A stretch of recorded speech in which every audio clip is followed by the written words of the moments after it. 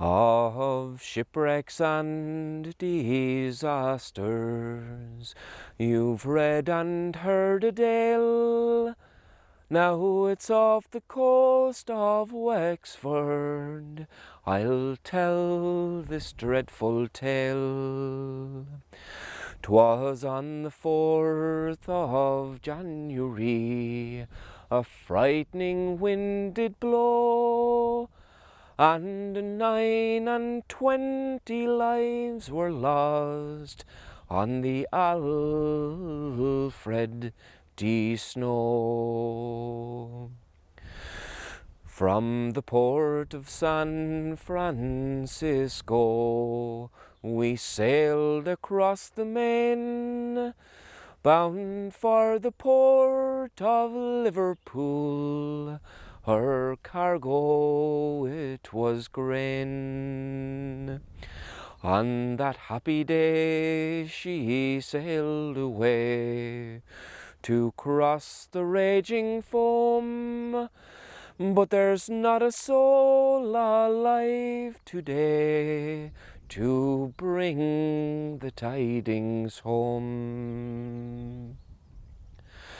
The day before our ship was lost, most frightening for to tell. She was like a feather in the wind, tossed up on every swell. We tried to make the harbour for the shelter of the land, but our good ship went to fragments next morning on the sand. The signal of distress was raised by Captain Willie's hand. Heart-rending cries did rent the skies, no succour was at hand. The dark clouds gathered over us, the foaming billows roared. Oh God, is there no assistance coming from the shore? Hark, what a splash amid the wind! The spars are broken too, the yards are floating by her side, she's sinking in our view. Oh heavens, there are human beings now floating on the tide. Ah, look at that small fragile boat, they're bumping at her side.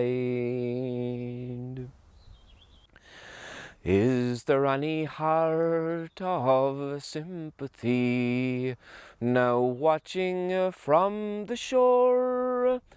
Oh yes, there are brave and gallant boys watching from Donaghmore. They are willing for to risk their lives. To the Coast Guard's house they go. They ask the captain for the boat, but he quickly tells them no. At last we are told he gave consent to this noble-hearted crew, in spite of storm and wind and sea, to the stricken ship they flew. But as they reached the doomed ship, the crew in hope to save, they saw the last let go the mast and sink beneath the waves. Poor Poor fellows, it was hard on them, just as their voyage was o'er. After 4 long months and 20 days, to perish on our shore.